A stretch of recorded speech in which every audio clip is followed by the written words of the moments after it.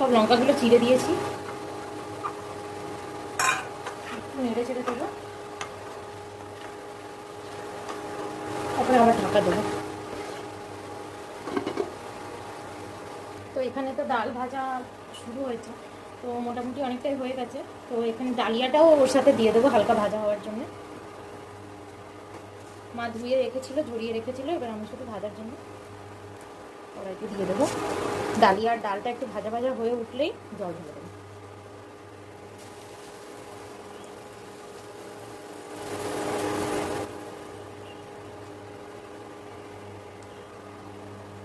একটু নেড়ে চেড়ে তারপরে মাকে ছাতুটা দিয়ে আসি, যেহেতু মায়ের লেট হয়ে যাচ্ছে, যাওয়ার সময় হয়ে যাচ্ছে। তো এই যে আমি নেড়ে চেড়ে দিলাম। তো চলো মাকে ছাতুটা দিয়ে আসি।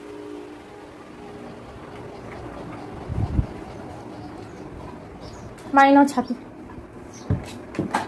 তো এই যে মা রেডি হয়ে গেছে, ছাতুটা দিয়ে দিলাম, মা ছাতু খেয়ে নেবে, তারপরে অফিস চলে যাবে। তো মা বললো যে বেগুনটা দিতে। হ্যাঁ কি বল? তো মা বললো বেগুন আর জিরের গুঁড়ো এখন দিয়ে দিতে। তো আমি বেগুন আর জিরের গুঁড়ো দিয়ে দেবো। বেগুন দিয়ে দিয়েছি, সরি, আর জিরের গুঁড়োটা এখন দেবো। পরিমাণ মতন জিরের গুঁড়ো দেবেন,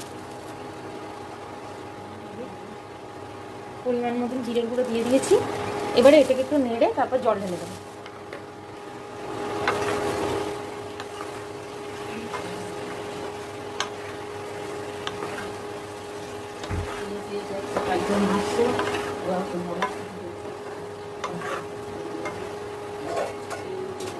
তো মা বললো যে খিচুড়িতে আর এই তরকারিতে একটু আটা গার্নিশ করে দিতে। তো আমি আটাটা খিচুড়িতে এই এখন ভাজার সময় দিয়ে দেবো, আর তরকারিতেও দিয়ে দিলাম।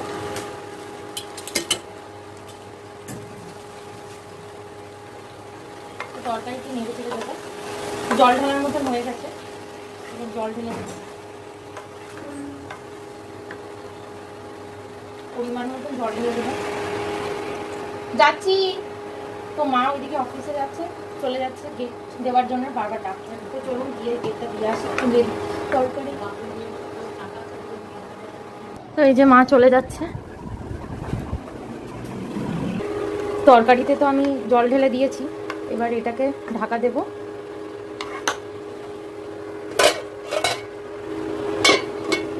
এবার আস্তে আস্তে এটা সিদ্ধ হবে। আর এখানে খিচুড়িটা, এটাও জল ঢালার মতন হয়ে গেছে, আদা দিয়েছিলাম যেহেতু, তো একটু নেড়ে চেড়ে দিচ্ছি। এবার এটাতেও জল ঢেলে দেবো, নইলে বেশি ভাজলে তখন আবার ডালিয়া সিদ্ধ হবে না, মা বললো, তাই এবারে জল ঢেলে দেবো।